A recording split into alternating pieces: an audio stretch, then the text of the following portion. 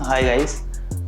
मेरा नाम है सौरव। मैं हूँ महाराष्ट्र से और मैं यहाँ गुड़गांव में जॉब करता था और मेरा ट्रांसप्लांट हुआ था अगस्त में।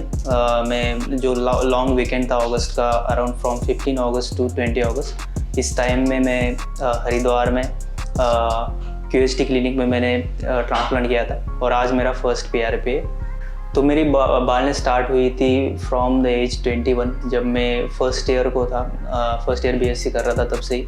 और मैंने हालांकि इसमें कई उपचार करने की भी कोशिश की, लेकिन कुछ फ़र्क मुझे मिला नहीं, कुछ उसका फ़ायदा हुआ नहीं। तो इसीलिए मैंने सोचा कि I think transplant is the best solution.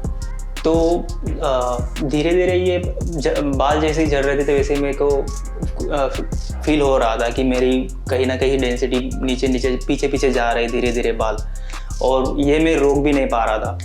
तो मैंने एक टाइम पे फिर तो इसके लिए इसकी मैंने ट्रीटमेंट स्टार्ट की थी डॉक्टर से। कुछ डॉक्टर से भी मैंने इसका कंसल्ट करने की कोशिश की, मेडिसिन भी लेता था इसी दौरान में। लेकिन मेडिसिन का ये होता था कि जब तक मेरा ये चल रहा है ट्रीटमेंट तब तक ही उसका फ़ायदा रहा। जब मैंने वो बंद कर दिया तो फिर से बाल झड़ने शुरू हो गए और वो कंटिन्यू चलते रह गए। फिर तो उसके बाद मतलब ट्रीटमेंट के बाद भी इतना ज़्यादा बालनेस एरिया मेरा बढ़ गया था कि मैं सोच रहा था कि इसका कुछ ना कुछ सोल्यूशन निकालना चाहिए।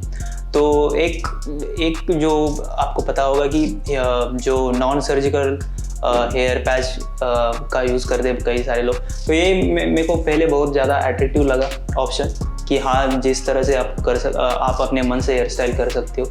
लेकिन मैंने अराउंड 2 साल तक हेयर पैच यूज़ किया, लेकिन उसके भी कुछ साइड इफ़ेक्ट मुझे देखने लगे, जैसे कि मेरी स्किन कहीं ना कहीं ख़राब हो रही थी उसके कारण। जो मेरी पहले स्किन थी और पैच के बाद वाली स्किन थी उसमें मेरे को डिफरेंस लग रहा था। तो मैंने इसीलिए सोचा कि और कहीं ना कहीं ऐसा फील होता है कि खुद के बाल होने चाहिए। जो पैच के बाल है वो आपको फील होता ही है कि नहीं, ये तो पैच ही है। ये अगर सामने वालों को भी नहीं पता चल रहा हो, लेकिन अपने आप को तो पता ही होता है कि नहीं, ये तो पैच ही है, कहीं ना कहीं कुछ रख दिया है सर पे। तो इसीलिए मैंने सोचा कि अभी ट्रांसप्लांट यही सॉल्यूशन है। मेरे अराउंड क्योंकि पैच के वजह से मेरा ज़्यादा एरिया बढ़ गया था, इसलिए मेरे ग्राफ्ट्स भी ज़्यादा लगे। अराउंड 5500 मेरे ग्राफ्ट्स लगे थे। तो कुछ पीछे का एरिया और बैक साइड का एरिया और कुछ मेरे बियर्ड के भी ग्राफ्ट्स लगे थे। जो टेक्निक यूज़ हुई है वो है QST टेक्निक।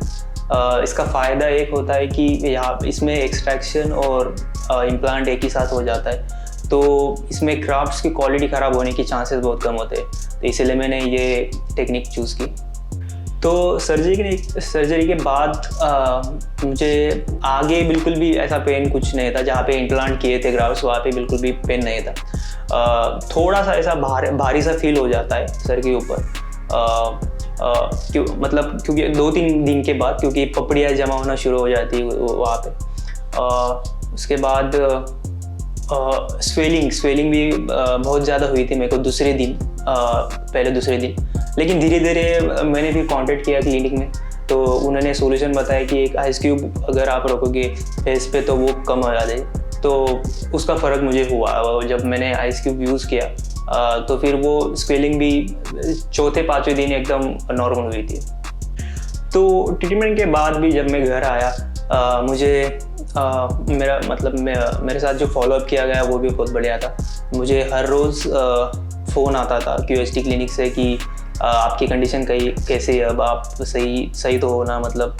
तो ये सब चीज़ें पूछी जा रही थी, हर रोज़ कॉल आता था। तो एक तसल्ली भी हो जाती कि हाँ, मतलब सिर्फ क्लिनिक के मतलब ट्रीटमेंट करने के बाद छोड़ नहीं दिया, उसके बाद भी पूछ रहे कि किस तरह से वो जा रहा है उसका रिज़ल्ट। और हर डेली मुझे व्हाट्सएप पे फ़ोटो भेजना पड़ता था 2 टाइम, सुबह और रात को। इससे क्या होता था कि मेरे को भी एक आइडिया लग जाता था कि हाँ, इस तरह से उसकी जर्नी जा रही है, किस तरह से उसका रिज़ल्ट धीरे धीरे आ रहा है। तो ये चीज़ भी मुझे बहुत बढ़िया लगी। तो अभी फ़िलहाल तो मेरा फर्स्ट पीआरपी, तो फर्स्ट पीआरपी और इस दौरान मतलब मेरा तो शेडिंग फेज चल रहा है अभी, बहुत ज़्यादा बाल झड़ चुके हैं, तो मेरा थोड़ा सा इसके लिए डर भी लगा था। लेकिन जैसे कि कहा गया है कि मेरा ये तो नॉर्मल स्टेज है शेडिंग फेज। सो आगे मैं एक्साइटेड हूँ रिज़ल्ट के लिए। Let's hope for the best result. Thank you.